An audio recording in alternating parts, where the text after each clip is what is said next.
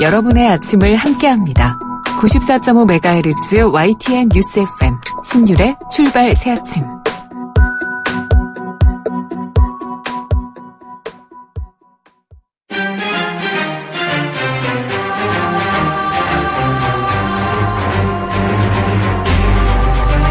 매일 아침을 뉴스로 깨웁니다. 신율의 출발 새아침. 얼마 전까지 정치권의 화두는 통합이었습니다. 그런데 지금은 통합이라는 단어가 내용이라는 단어로 대체되는 느낌인데요. 자유한국당의 내용, 국민의당 내부에서 통합을 둘러싼 갈등, 거기다 바른정당 일부 의원들의 탈당 썰까지 불거지면서 일종의 연쇄 반응으로 합당 혹은 통합이라는 단어가 분열이라는 단어로 그 성격이 바뀌고 있다는 느낌입니다. 정치가 아무리 생물이라고는 하지만, 그리고 새로운 것이 탄생하기 위해서는 고통이 수반된다고 하더라도 지금의 상황은 좀 너무나 혼란스럽다는 느낌입니다. 우리나라 정치판은 좀 언제나 예측 가능하고 정리된 느낌을 우리 국민들에게 줄 건지, 그런 때가 또 진짜 오긴 올 수 있는 건지 문득 궁금해지는 아침입니다. 신율의 출발 새 아침, 오늘 순서 시작합니다.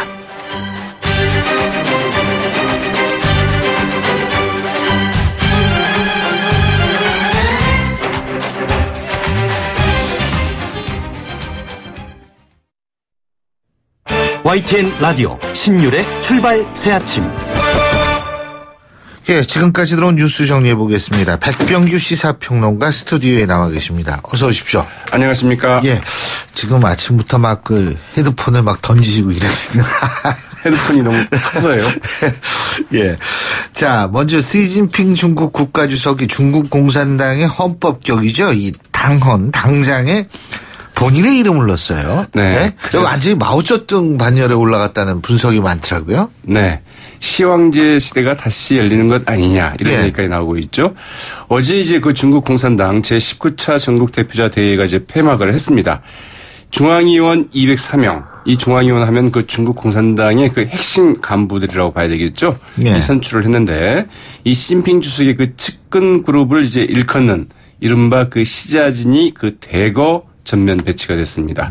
또 그 시진핑 주석의 그 통치 사상인 이 치국 이정, 이게 이제 그 시진핑 시대의 그 새 시대의 그 중국 특색 사회주의 사상이라는 이름으로 이 당장, 우리말로 하면은 이제 그 당원 정도가 되겠는데요. 여기에 삽입이 됐습니다. 이 치국 이정은 오는 그 2020년까지 그 샤오광사에 모든 중국 국민들의 그 의식주 문제를 해결하겠다는 그 전면적인 실현을 위한 이 개혁과 법치, 엄격한 그 당 관리를 그 추진하는 4개 전면, 이를 핵심으로 하는 그 정치 이념인데요. 이 중국 공산당 그 당장에는 역대 지도자들의 그 정치 이념이 그 당원 행동 지침으로 다 명기되어 있는데, 그 중에서도 그 지도자의 그 이름까지 적시된 것은 마오쩌둥과 덩샤오평, 그리고 이번에 이 시진핑 주석의 이름이 이제 그 세 번째로 오르게 됐다고 합니다. 시 주석이 그 장쩌민과 후진타오를 뛰어넘어서 이 마오쩌둥과 덩샤오평과 같은 반열에 올랐다, 이런 의미로 해석되고 있죠. 이 시진핑 새 시대를 이제 선언한 것인데요. 이 시진핑 주석의 그 외교 노선도 접목이 됩니다. 어떤 나라도 이 중국 자신의 그 이익에 그 손해를 끼치는 쓴 열매를 그 삼킬 것이라는 헛된 꿈은 버려야 한다, 이렇게 이야기를 했는데요. 이른바 이 분발 유의 시대, 즉 그 떨치고 일어나 할 일은 하겠다, 이런 그 적극적인 외교 노선을 이제 표방하는 것이 주목되고 있습니다. 중국은 요새도 사자성어를 많이 쓰나 봐요. 그렇죠. 치국 이정, 분발 유의. 예? 네. 예. 도광량에 이런 말도 있었죠. 맞습니다. 아니, 근데 이거. 실력이 있다 하더라도 좀 감추고 기회를 본다, 이런 이야기. 본인이 이렇게 막 그 반열을 이렇게 올려도 되는 건지 모르겠어요. 네. 이게 이 평가라는 거는 또 다른데, 역사라는 거는. 중국이 이제 역대 지도자들은 다 이 같은 좀 반열에 오르고 싶어서 여러 가지 일들을 해왔죠. 네. 자, 어제 문재인 대통령이 노동계를 청와대로 초청해서 만찬 회동을 가졌는데 노발대발 이러면서 이제 건배도 하고요. 예. 민주노총이 회동 6시간 전에 불참을 통보해서 반쪽 회담이 되고 말았다 그러죠. 네, 좀 아쉬운 부분이죠. 네. 민주노총은 그 청와대가 그 보여주기식 회동 추진으로 그 참석할 수 없게 됐다고 이제 밝혔는데요. 이 청와대가 그 민주노총과 그 협의하지 않고 이 만찬 회동에 그 참석할 그 개별 노조를 그 개별 접촉한 것이 이 민주노총의 그 조직 체계와 그 질서를 훼손했다. 이제 이런 주장을 폈습니다. 민주노총은 그 산하 그 16개 그 산별노조 대표를 모두 그 2부 만찬 행사에 그 초청해 줄 것을 요청을 했는데요. 청와대는 그러나 그렇게 되면 참석자만 그 50여 명에 그 이르게 돼 사실상 그 대화가 어려워진다면서 좀 난색을 표명을 했다고 합니다. 민주노총은 그 일부 간담회만 그 참석하는 방안도 이제 제안을 했는데 청와대는 그러나 그 2부 만찬 행사에 그 참석하지 않는다고 한다면 일부 참석도 하지 않는 게 좋겠다. 이제 이런 뜻을 전해서 결국은 이 민주노총 불참 쪽으로 이 결정이 됐습니다. 민주노총은 그 문성현 노사정 위원장의 그 참석도 이제 문제를 삼았는데요. 이 청와대의 그 일처리 좀 세심함이 부족한 것 아니냐 이런 지적도 나오고 있지만 이 민주노총이 그 노정 직접 대화 등 그 신뢰 회복부터 하자면서 결국 정부가 내민 직접 회동 자리도 그 지역적인 문제로 좀 걷어찬 꼴이 됐다는 이런 그 비판적인 지적을 면하기 어렵게 된 것 같습니다. 문재인 대통령은 그 김주영 그 한국노총 위원장과의 그 회동에서 이 노동계와 정부, 국정 파트너로서의 그 관계를 다시 복원하는 게 중요하다. 이런 점을 이제 강조를 했는데 이 김주영 한국노총 위원장 이 노사정 팔자 회의를 거듭 이제 제안을 했습니다. 발음 잘하셔야 돼요. 네, 팔자 회의 뭐 이렇게 되면 뭐 팔자가 이런 식으로 되니까. 네. 그러니까 노조 뭐 민주노총이나 이 한국노총을 비롯하고 또 이제 경영진 단체 뭐 등등 해서 노사정 대화를 갖자 이런 건데 이제 문재인 대통령에게 대해서 이 노사정위를 그 출범시킬 수 있다고 한다면 여러 틀을 동원할 수도 있을 것이다. 전향적인 응답을 내놓은 것으로 풀이가 되고 있죠. 그렇군요. 자, 그리고 한중 국방장관이 2년 만에 전격 회동을 했다. 그래서 지금 뭐 사드 문제로 경색됐던 한중 관계가 좀 풀어지는 것 아니냐 뭐 이런 해석도 나오고 있어요. 그러나 그건 좀 지켜봐야 되죠. 네. 예, 맞습니다. 어제 그 필리핀 이제 클라크 미군 공군기지가 있던데요. 그렇죠. 네, 여기에서 열린 아세안 확대 국방장관 회의 자리에서 이 송영무 국방부 장관과 그 창완 취안 이충국 국방장관이 전격 이제 만났습니다. 30분 동안 회담을 가졌으니까 뭐 그리 긴 시간은 아니었죠. 네, 한중 국방장관 회담은 2015년 11월 이후 이제 2년 만인데요. 당시 그 한민구 국방장관과 이 창완 취안 국방부 장관이 이 말레이시아에서 열린 역시 그 아세안 확대 국방장관 회의에서 만난 이후에 이 사드 배치 문제로 상당히 좀 한중 관계가 경색된 이후에는 이제 이번이 첫 회동이었습니다. 어제 회동에서도 이제 말씀하신 것처럼 이 사드 문제, 북핵 문제가 주로 거론됐을 것으로 이제 추정이 되고 있는데요. 이 한중 통화 스와프 만기가 연장되지 않았습니까? 그렇죠. 곡절 끝에 이제 연장이 됐고 또 그 전격적인 그 국방장관 회담 성사로 이 사드로 불편했던 한중 관계 개선에 그 물꼬가 트이지 않겠는가 이런 이제 희망 섞인 관측들이 있는데 이는 좀 지켜봐야 될 것 같은데요. 네, 이 송영무 국방부 장관 오늘 귀국을 해서 이렇게 얘기를 했습니다. 만남 자체가 의미가 있는 것 아니겠느냐. 뭐 뜻이 있다고 본다. 이렇게 얘기를 했던 거죠. 아주 철학적인 얘기를 해가지고 저도 오늘 YTN 아침 뉴스에 이렇게 보니까 참 자, 어제 안철수 국민의당 대표가 소집한 당 중진 의원들과의 만찬에 4명의 의원들만 참석했다. 이건 또 무슨 뜻인지 모르겠어요. 무슨 뜻인지 모르겠습니다. 네, 뭐 조촐한 자리가 됐다. 이제 이렇게 얘기를 할 수 있겠지만은 사실은 안철수 대표가 그 드라이브를 걸었던 이 바른정당과의 이제 그 통합 논의에 대한 당내 반발 기류가 반영이 된 거다 이렇게 봐야 되겠죠. 네, 어제 자리에는 그 김동철 원내대표, 주승용, 조배숙, 이찬열 의원 이 4명만 이제 참석을 했습니다. 안철수 대표는 그 자신의 의사는 바른정당과의 그 바로 통합하자는 게 아니었는데 언론에서 좀 너무 앞서 나가서 서로 오해가 생긴 것 같다. 이러면서 이제 언론 탓을 했네요. 아니 보통 그 언론들이 그 정치인들 말에 의하면 오해들을 많이 해요. 네, 뭐 언론도 오해를 하고 정치인도 이 오해를 더 증폭시키고 하는 이런 뭐 관계에 있지 않나 싶기도 한데요. 이 참석자들은 그 바른정당과의 그 곧바로 그 통합 논의를 하는 것보다는 이 정책 연대를 통해서 차근차근 선거 연대까지 가는 방안을 모색해 보자 이런 의견을 나눴다고 하는데요.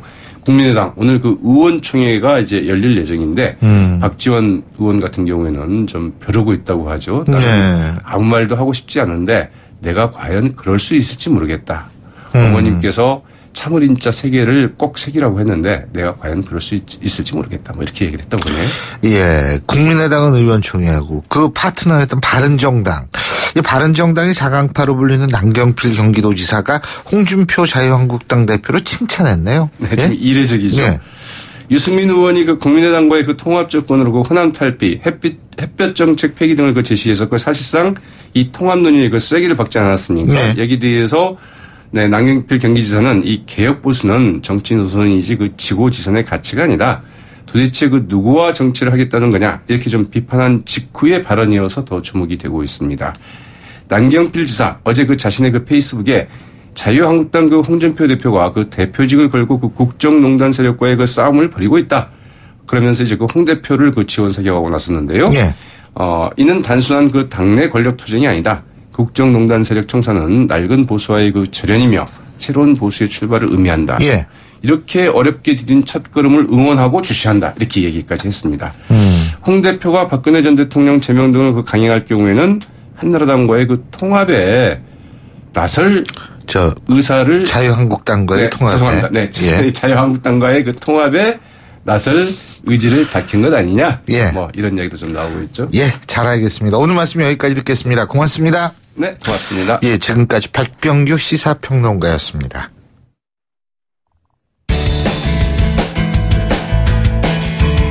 여러분은 지금 FM 94.5MHz로 방송되고 있는 신율의 출발 새 아침을 듣고 계십니다. 의견 주실 분은 짧은 문자 50원, 긴 문자 100원의 이용료가 드는 휴대전화 문자 메시지 우물정 0945번으로 의견 남기실 수 있습니다.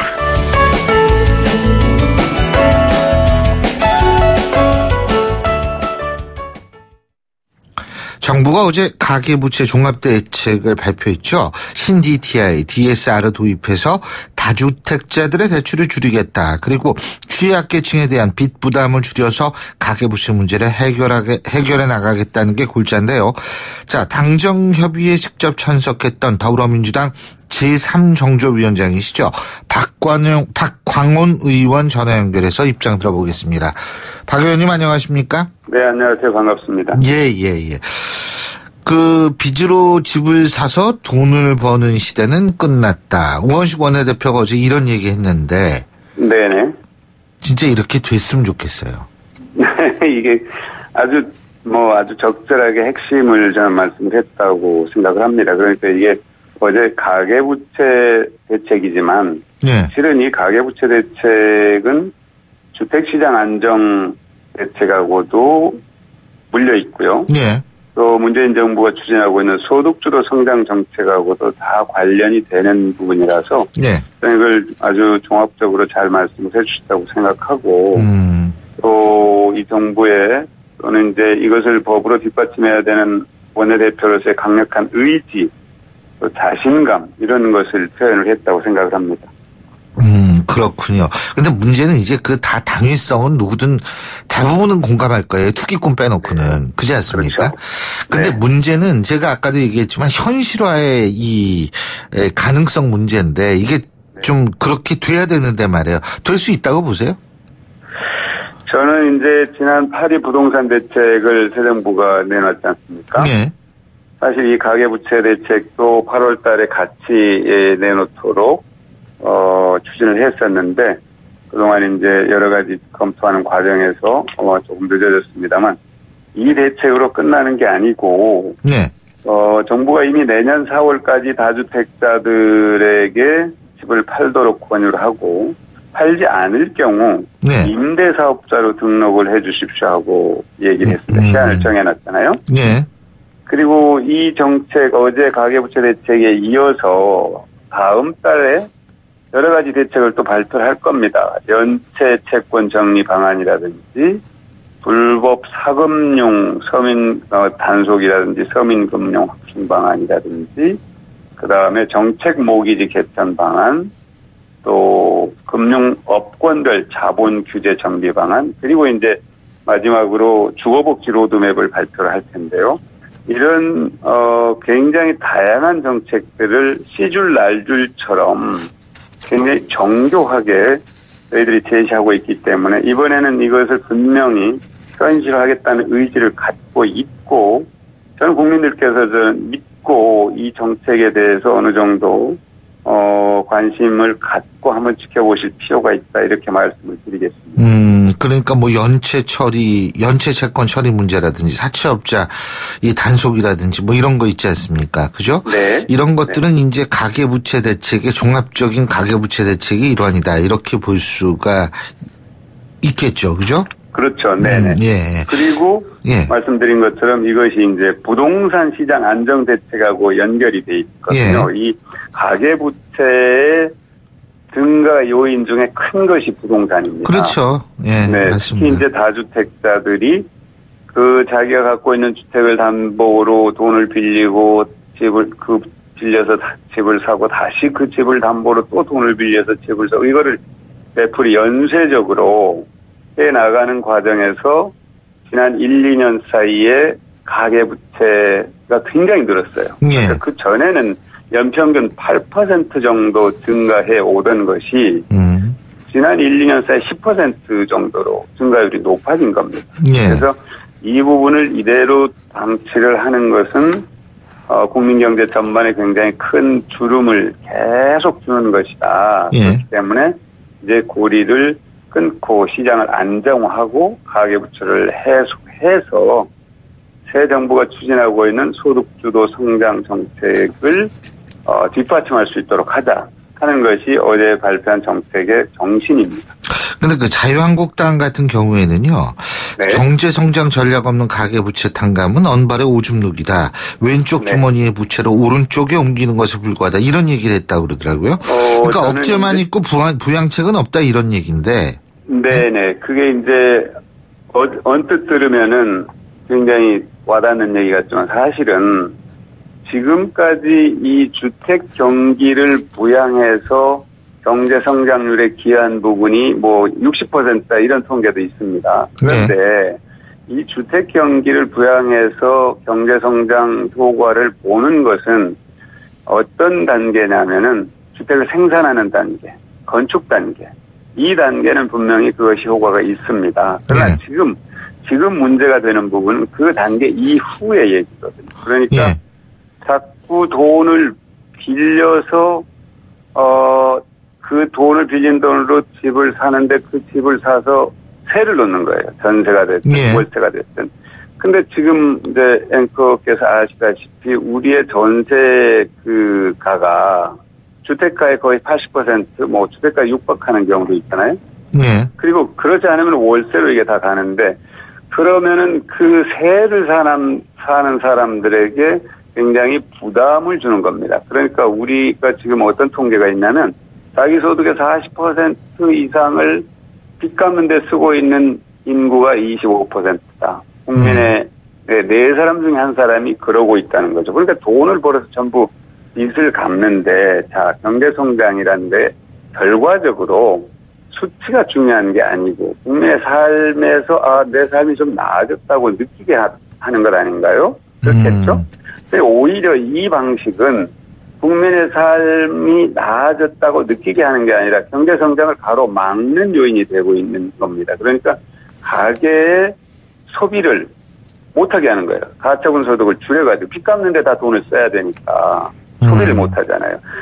그러니까 지금 방식 우리가 이 주택의 그러니까 이 주택 시장의 왜곡 저는 그 유통 질서를 흐리는 것이라고 보는데 이 방식으로 돈을 버는 사람들은 따로 있고 돈을 쓰면서 빚을 갚으면서 고통을 받는 사람 많은 국민들이 있는 거죠. 그러니까 이것은 실질적으로 경제 성장의 과실이 어느 한쪽으로만 가고 전체 국민들로부터 오히려 전세니 월세니 임대료로 해서 상가 임대료도 마찬가지지만 그 돈을 많이 쓰게 함으로써 경제 성장 결과를 왜곡시키고 있다. 이렇게 보는 게 맞을 겁니다. 예. 근데 이제 사실은 가계 대출 이런 것들 하시는 분들 중에서는 뭐 자영업 하시는 분들이 집을 담보로 해서 대출 받는 경우도 있을 거고요. 그죠? 네. 그리고 실수요자들, 서민들 같은 경우에는 내 집 마련이 또 더 어려워지는 것 아니냐 이런 얘기도 나오던데 이 부분은 어떻게 보세요? 전혀 그 부분은 걱정을 하지 않으셔도 됩니다. 그러니까 실수요자는 실수요자들은 집을 사는데 아무런 지금과 달라지는 게 없습니다. 예. 오히려 저희들이 청년들과 신혼부부들에게는 이 대출 심사의 규정을 까다롭게 적용하지 않고 그들이 주택을 더 쉽게 마련할 수 있도록 하는 그런 충분한 출구를 저희들이 다 마련을 해놨고요. 네. 문제가 되는 것은 제가 지금까지 말씀드린 것처럼 다주택자들이 그것으로 다시 담보를 제공하고 돈을 빌려서 집 사는, 그래서 계속 가계부채를 늘려간 이거를 막는 거지, 실수요자들이 집을 사는 것에 대해서는 오히려 저희들이 지원을 할 겁니다. 그리고 이번에 발표한 방안 중에서 빚 못 갚는 취약계층의 빚을 탕감하거나 이자 감면해주는 방안도 지금 나왔죠. 지금 이제 보면은요, 한 1,400조 가량 되는데 부채가. 네. 대체로는 다 상환 능력이 있습니다. 상환 능력이 있는데 말씀드린 것처럼 상환 능력이 있는 사람들이 자꾸 이 주택시장을 왜곡하는 이것이 문제가 되는 거고, 가계부채 전체 총량을 늘리는 것이 문제가 되는데, 굉장히 갚기 어려운 사람들은 한 100조 정도 돼요, 100조. 예. 그것에 대해서는 저희들이 다양한 방법으로 지원을 할 텐데, 일부에서 이게 도덕적 해이를 부추기는 것 아니냐, 이런 얘기를. 그거 여쭤보려고 했어요. 예. 네네. 그런데, 돈을 갖고 상환 능력이, 갚을 능력이 있으면서도 갚지 않는 것은 분명 그거는 문제가 됩니다. 그거는 용납할 수 없는 거고요. 도저히 갚으려고 노력을 해왔는데도 10수년 동안, 20년 동안 못 갚고 있는 그런 사람들이 있습니다. 장기 연체자들이 있거든요. 그건 저희들이 다양한 방식으로 검증이 가능합니다. 그분들에게는 완전히 그럼 이 사회에서 당신은 빠지시오, 이렇게 하는 것보다 재기의 기회를 드리는 것이 그분들에게도 도움이 되고 사회도 도움이 된다 이거죠. 그분들을 사회가 부양을 해야 되거든요, 결국. 네. 그런 문제가 있기 때문에 재기의 기회를 드리는 것이 사회 전체적인 비용을 줄이는 길이다, 이렇게 보는 거죠. 네. 자, 정치권 얘기 제가 하나만 여쭤볼게요. 네. 요즘 통합의 전성시대, 예? 통합 얘기 많이 나오고 있는데, 분열되는 쪽도 더 많고요. 근데 국민의당 동교동계에서 민주당하고 물밑 접촉을 하고 있다는 얘기도 나오고요. 민주당 내에서도 민주당의 호의적인 일부 국민의당 의원들을 받자, 이런 얘기도 나오고 있다고 하는데 이거 진짜예요? 저는 잘 모르는 얘기고요. 왜 모르시죠? 네? 저는 사실은 이제 정치인 간의 그런 얘기들이 저는 충분히 어떤 이제 목표를 위해서 필요한 경우가 있죠. 그러니까 예를 들어서 대법원장 국회 임명 동의라든지, 또는 일정 어떤 법안들을 처리하는 문제라든지, 또 예산의 핵심 어떤 가치를 지키기 위한 거라든지, 저는 충분히 대화가 가능하다고 합니다. 그런데 지금 이루어지고 있는 이 통합 얘기는 약간 저는 지금 국민들이 바라는 어떤 정치의 모습과는 조금 거리가 있는 것 아닌가 하는 그런 느낌이 들어서 좀 사실은 일정 부분 저도 거리를 갖고 있습니다. 그 얘기에 대해서. 오고 싶어 하는 사람들은 오도록 놔둬야 되는 거 아니에요? 그것이 제가 그것은 뭐라고 할까요? 그런 권한을 갖고 있다면은 물론 얼마든지 얘기를 할 수 있겠지만, 그 부분은 저는 어떻게 생각을 하냐면, 오고 싶어 하시는 분들에게 문호를 개방하는 것이 너무나도 당연하다고 보는 쪽도 있을 거고요. 또 하나는 뭔가 그것이 그런 방식보다는 조금 더 우리 정치가 크게 한 단계 성숙해졌다 하는 그런 모양새를 또 갖추는 것도 저는 굉장히 필요하다고 봅니다. 그러니까 정치에 있어서 명분과 또 어떤 가치가 매우 중요한 때다, 지금. 알겠습니다. 오늘 말씀 잘 들었습니다. 고맙습니다. 네, 고맙습니다. 지금까지 더불어민주당 박광원 의원이었고요. 신율의 출발새 아침 1부 순서 여기서 줄입니다. 잠시 뒤 2부에서 뵙겠습니다.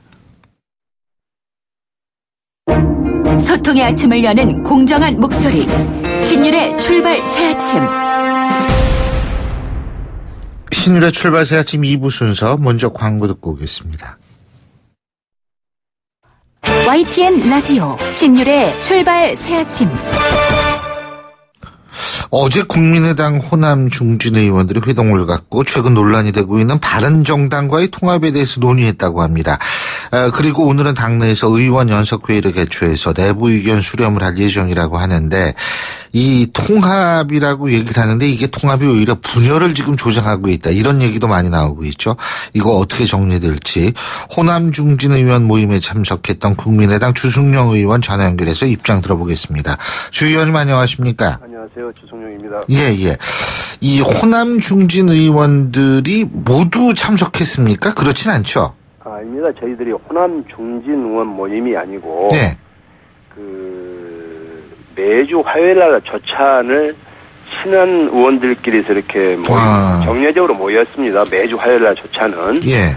그런데 거기에 뭐 3선 이상은 다 들어가는 것도 아니고 그래서 친불친에 의해서 모이다 보니까 초선 의원도 들어와 계시고 예. 재선 의원도 들어와 계시고 그렇습니다. 예. 그런데 이제 어제도 그런 모임을 이제 화요일날 아침에 하고 있는데 때가 때인 만큼 언론에 관심이 많았던 것이죠. 공식적인 중진 의원 모임은 아니었습니다. 그렇군요. 예. 공식 모임은 아니었다. 그럴 수 있죠. 근데 어제 회동에서 그런 얘기 나왔던 모양이에요. 바른정당하고 정책연대 선거 때부터 좀 해보자.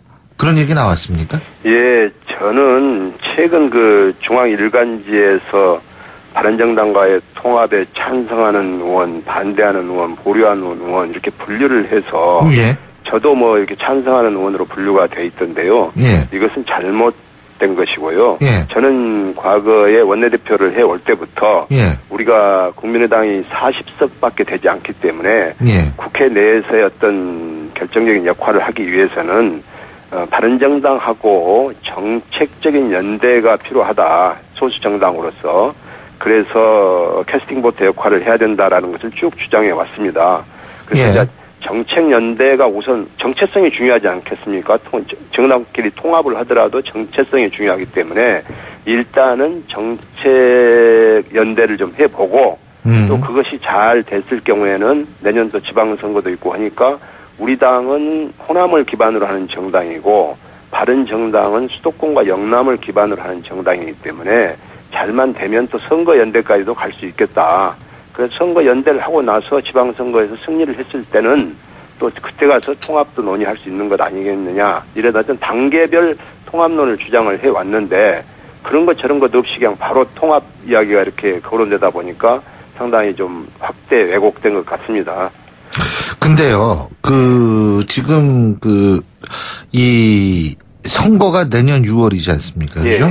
예. 선거가 내년 6월이면 이 선거 연대를 하려면 최소한도 2월 달 정도까지는 선거 연대를 해야 될 거 아니에요. 공천을 해야 되니까. 그러죠. 그러니까 네? 우선 12월까지는 국회 정기국회가 있지 않습니까? 네. 그래서 12월 정기국회까지는 지금 국정감사가 열리고 있고 이 국정감사가 끝나자마자 11월부터는 이제 법률안하고 예산심의가 있습니다. 이 법률안하고 예산심의 때가 바로 또 정책연대를 하는 절호의 기회입니다. 그래서 이때 같이 공조를 하고 네. 바른정당하고 우리 국민의당은 안보 남북 문제를 제외하고는 거의 정체성이 비슷하다 이렇게 생각하고 있습니다. 경제 분야는 특히 비슷하죠. 예. 그래서 이 법률안 심사라든지 예산 심사할 때 같이 정책 공조를 좀 했으면 좋겠다. 이걸 주장하고 이제 정기국회가 끝나면 바로 지방선거 논의로 가게 될 겁니다. 그래 정책 연대가 잘 되고 나면 예. 또 아무래도 이제 우리 당은 수도권이나 영남이 취약하기 때문에 바른정당하고 정책 공조 시 전국 정당으로 나갈 수 있게끔 하려면 예. 서로 공조가 필요하다. 우리 후보가 나와 있고 바른정당 후보가 나오게 되면 뭐 불을 보듯 또 선거에 패배하는 것 아니겠습니까? 그래서 이럴 때는 양 당제의 폐해를 극복하기 위해서는 지방선거에서 우리 국민의당과 바른정당도 많이 당선이 돼야 되기 때문에 선거 연대가 필요하다. 내년 2월쯤에는 그렇게 생각하고 있습니다. 근데 에이스 리서치의 여론조사가 있거든요. 2017년 10월 21일부터 22일까지 이틀간 전국 19세 이상 성인 남녀 1,011명을 대상으로 전화 여론조사를 한 거고요. RDD 방식이었고 신뢰도는 95% 신뢰 수준, 오차 범위는 플러스 마이너스 3.1%포인트, 응답률은 3.3%로 지금 나타나 있는 여론조사가 있는데 이거를 보면은 지금 이 호남 지역에서도 국민의당과 바른정당의 통합에 대해서 이 긍정적으로 평가하는 게 22.9%로 나와 있거든요, 지금. 예. 그거 낮은 게 아니에요. 지금 보니까 서울이 28.4니까 광주 전라가 22.9면은 낮은 게 아니거든요, 이게. 예. 물론 현지 분위기 실제로 그거 좀 느끼세요? 예, 저희 국민의당에 대해서 호남 지역에서 네. 국민의당을 만들어주신 분들이 호남 분들입니다. 사실 네. 작년 총선에서 호남에서 패배했더라면 우리 국민의당은 탄생도 안 됐을 겁니다. 네. 지금 문재인 정부 출범하고 나서 호남에 많은 신경을 쓰고 있는 것도 저는 국민의당의 존재 이유라고 생각하고 있고, 지금 국민의당이 내년 지방선거에서나 또 이 문재인 정부의 성공을 위해서는 우리 국민의당이 제대로 된 견제 역할을 해줘야만이 그것이 대한민국의 발전이고 호남도 발전이 있다는 것을 호남 지역민들이 많이 깨닫고 계십니다. 어떤 견제 역할을 제대로 해주기를 바라고 있습니다. 지금 민주당과 국민의당이 90대 10 정도의 지지율을 보인다면, 일방적인 지지율을 보인다면 사실 저희들은 견제 역할을 제대로 할 수가 없습니다. 그리고 지역에서 내년 지방선거에서 훌륭한 사람들이 당선될 수가 없습니다. 예. 저는 최소한 한 4대 6 정도의 이렇게 견제 지지율을 만들어 주신다면 예. 호남 지역 발전도 앞당길 수 있다는 것을 호남 지역민들이 알고 계시기 때문에 예, 저는 지역에서도 물론 여론조사를 100% 믿는 건 아니지만은 지역에서 우리 국민의당을 걱정해 주시는 분들도 많이 계십니다. 그래서 바른정당과의 통합을 하는 것이 좋다라고 22.9%가 생각을 하니까 예. 제가 여쭤보고 싶은 거는 그럼에도 불구하고 호남 지역의 지역구를 두고 있는 중진 의원들, 박지원 전 대표라든지 천정배 전 대표 상당히 통합에 반대하고 있는 것처럼 보이더라고요. 어떻게 이건 왜 그런 거예요? 그것은 아마 개별적으로 좀 차이가 있습니다만은 최근에 그 바른정당 유승민 의원이 예. 국민의당은 호남을 탈피해야 된다. 또 햇볕 정책을 포기해야 된다. 뭐 이런 식의 이야기 한다면 우리 당도 원칙과 정도가 있는 것 아니겠습니까? 예. 이것은 저는 모든 것은 대화로 풀어야 되고 이렇게 하는데 통합의 의지가 없다는 것을 보기 때문에 우리 당의 어떤 당의 강령과 비슷한 것을 가지고 그걸 부정하는 발언을 하게 된다면 이건 통합이나 이런 연대가 제대로 될 수가 없다.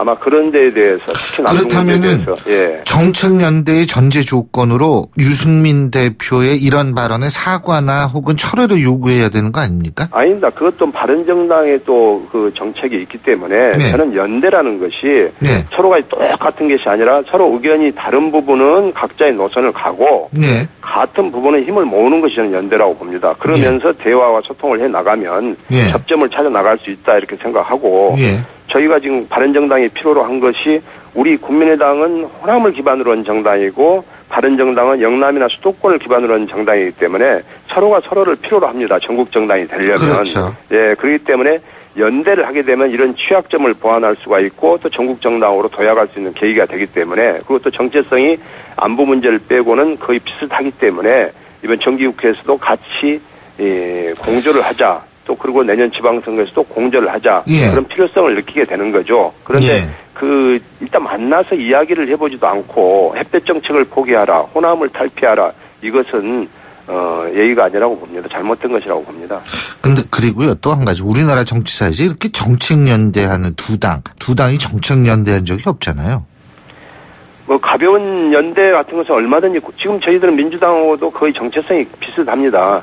민주당은 거의 진보적인 생각을 가진 정당이고 저희들은 합리적 진보, 중도 개혁이기 때문에 저희들은 가급적이면 문재인 정부가 잘 될 수 있도록 도와주는 것 그리고 잘못됐을 때는 과감하게 눈치 보지 않고 지적하고 반대하는 것 이것이 저희 국민의당의 역할이라고 생각을 하고 있습니다.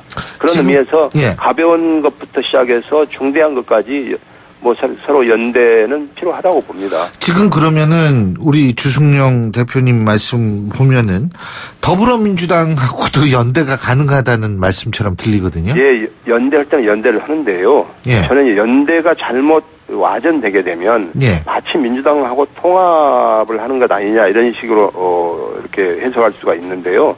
저는 민주당과의 어떤 통합이나 이런 데는 부정적으로 생각합니다. 통합되게 되면 다시 양당제가 부활하는 것 아니겠습니까? 예, 그리고 우리가 양당제의 예. 폐해를 극복하기 위해서 다당제를 선택한 것 아니겠습니까? 예. 그래서 야당으로서 문재인 정부의 견제 역할을 충실히 해주는 것이 우리 국민의당 역할이라고 생각합니다. 예. 저는 뭐 민주당하고 어떤 통합은 명분이 없다고 생각합니다. 연대는 정책적인 면에서 같은 것에 대해서 저희들은 예. 남북 문제 같은 데서는 거의 비슷하게 또 연대가 되고 있지 않습니까? 그렇다면은 예. 공조하고 연대의 차이가 뭐예요? 뭐 공조와 연대는 저는 비슷하다고 생각합니다. 그럼 뭐 선거연대란 예. 것도 사실 후보연대나 다름없는 거죠. 선거연대라는 건 이제 공천을 서로가 이제 알아서 분담해서 한다 이런 얘기 아니겠어요? 그렇죠. 이제 만약에 예를 들어서 뭐 안철수 대표가 서울시장에 출마하면 예. 다른 정당에서는 후보를 내지 않고 그렇죠. 뭐 남경필 지사가 경기지사 예. 나가면 우리 당이 안 그렇죠. 나오고 그런데 이제 이런 것도 이제 내년에는 또 지방선거이기 때문에 예. 광역단체장 선거는 이런 시나리오가 합의될 수는 있습니다만은 예. 광역이라든지 기초의원이라든지 기초단체장 문제는 좀 조율이 복잡해지기 때문에 깊이 논의가 돼야 된다 생각합니다. 예, 잘 알겠습니다. 오늘 말씀 여기까지 듣겠습니다. 고맙습니다. 예, 감사합니다. 예, 지금까지 국민의당 주승용 의원이었습니다. 신율의 출발새 아침 2부 순서 여기서 줄입니다. 전 8시 10분 3부에서 뵙겠습니다.